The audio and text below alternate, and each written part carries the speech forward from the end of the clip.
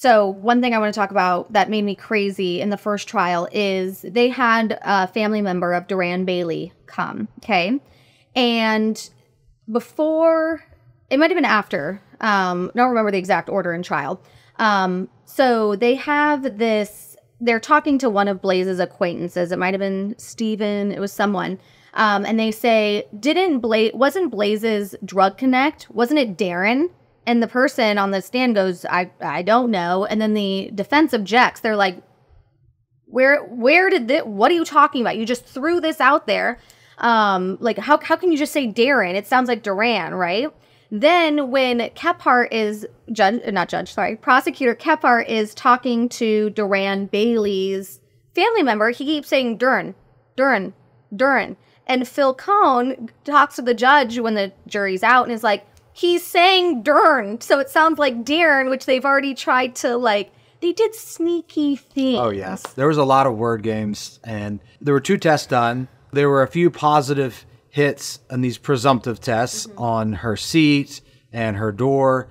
And it's important to know that these tests are not definitive. That's why they're called presumptive. Phenolphthalein detects hemoglobin. Luminol is a spray, and they don't prove that there's blood until another test is done. But here's the trick that the prosecution played. Because, first of all, this is 2001, so people didn't know much about DNA and all this stuff. So they're just like science terms, whatever. Science proves everything, right? So each test, the phenolphthalein and the luminol, need another test to confirm. But what the prosecution kept doing was saying that it was positive on these 2 tests, right? Yes. So they were talking about the 2 presumptive ones.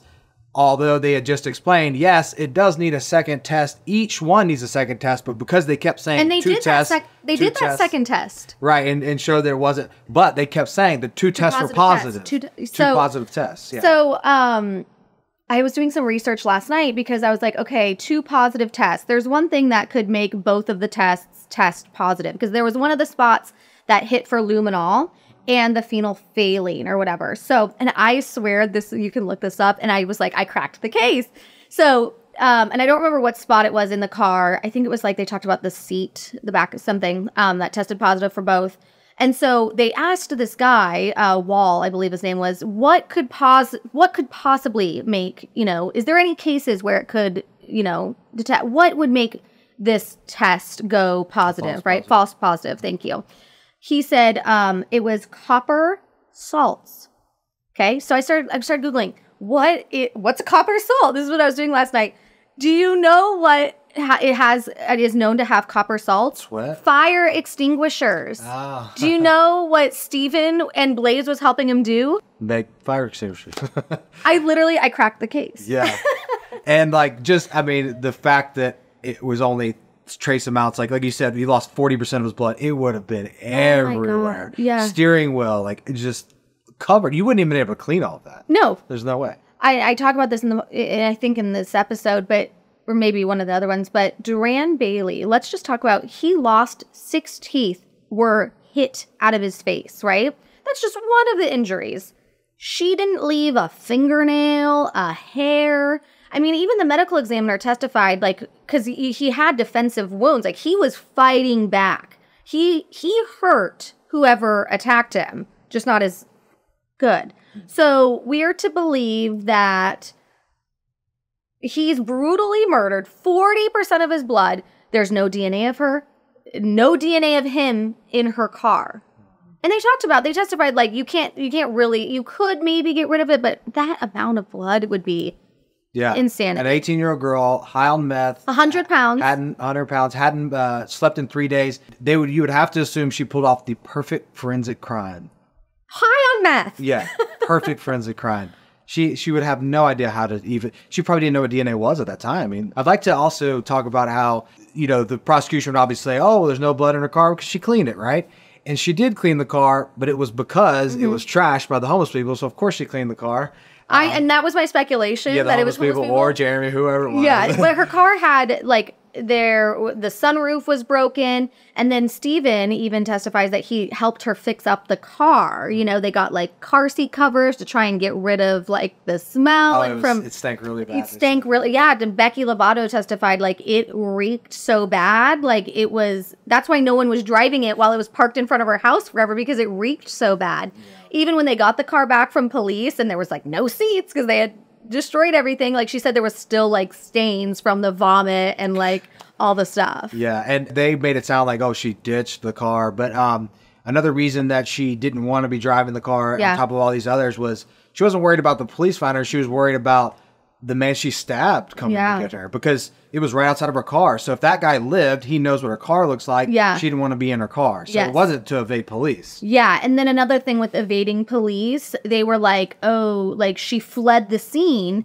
And she testified, I didn't want him to see what apartment I went into, which makes perfect sense to me. You know, like, oh, this happened in my apartment complex and I was just we're gonna walk up the stairs. Like, you know. Yeah. If you hit someone in the skull with a bat, there's going to be an indentation. That Dr. Sims testified to that. So the reason the prosecution said, well, there's no indentation because she's so weak, she couldn't have done that. Mm-hmm. But she's strong enough to overpower him, knock his teeth out, fracture his skull, but not strong enough to make an indentation with a baseball bat. It just doesn't make sense. It's like they just, they make what they have fit, even though it doesn't make any sense. Things kind of make sense to a jury when you isolate each one. Yeah. So you say, okay, here, this explains this. And say, okay, I can kind of understand that. This explains this, kind of understand that. But when you put them all together, it absolutely makes no sense. Well, I think in this episode, I talk about what did the jury hear, right? Yeah. You know, they heard phenolphthalein, luminol. All they heard was positive, positive, positive. Michelle Revelle, who we've talked about, who was convinced of Blaze's innocence, said, so it was 2 days of testimony from 2 different people about all the positive tests. She said at one point, she like looks at the jury and was like, I was confused. They were confused. She said she actually went home and looked at the case files because she was like, was there blood in her car? Because someone that like knows this case inside and out, believes Blaze is innocent, she was confused. Like, can you imagine the jury? Yeah. In 2001. In 2001. Yeah. And that was also at a different time, too, where I think people, right or wrong right now, question a lot of what police do. That time, you believed everything that an officer says. It's an officer, you know? Like, why would they lie? Yeah, right. You know? Yeah, and we talked off camera about incentives being in the wrong place.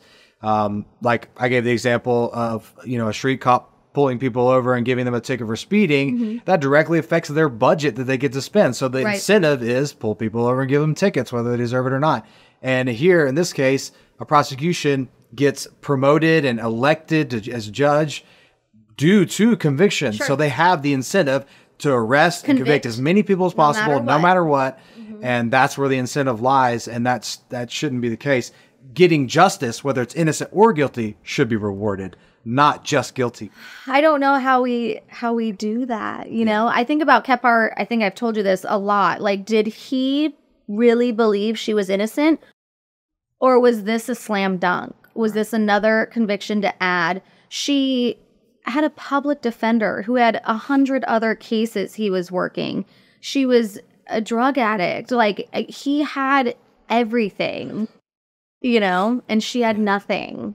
Yeah, I think this is speculation, and I'm obviously not in Kephart's head or any prosecutor, but I think there's a tendency, because of that incentive being improperly aligned, is you go after the person you think you can convict, not the person you think is guilty, the most guilty. The like you said, slam dunk case, the one that's going to be easiest to convince a jury of, rather than the one you most think, because if you may lose some if you go after no one, and that looks bad too. If you have a bunch of unsolved murders in your city, like, what are you doing? You know, what is the prosecutor even doing? Are they not trying? You know? Yeah. So here's a thought experiment I like to ask people and to get your opinion on it. If you have a murder that happened and you have 2 people, and you know for a fact that one is innocent and one is guilty, and there's the only 2 possibilities.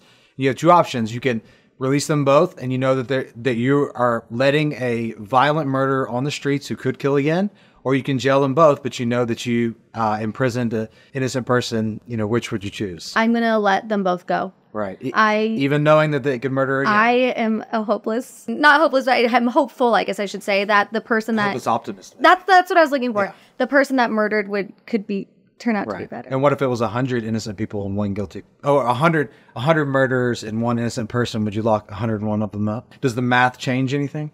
A little bit, I'll be honest. That sounds so bad. I do not want that one person, but I don't want anyone else to be... I would have to look at each case. The math changes. A little bit, you know, just for the safety of... Because I care about people, and so I don't want anybody harmed, especially that one person going in, but I wouldn't want anyone else harmed by those other people coming out. I think Bill Kephart approves this message. Are we friends? Okay, I have to read. I know we have a few minutes.